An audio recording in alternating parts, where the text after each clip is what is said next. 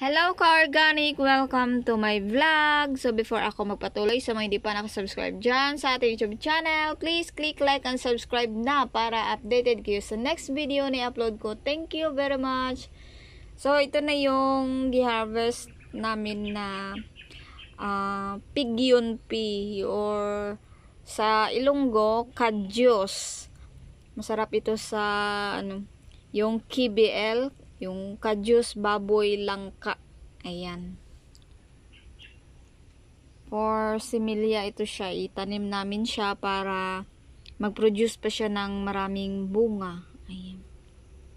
Hard-seeded vegetable. So, pag magluto kami ng ulam namin, meron pa doon sa punuan niya, magkuha lang kami doon yung hindi siya matigas.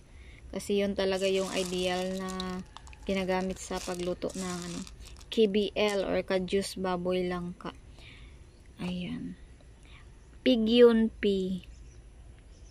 Naturally grown pigeon pea.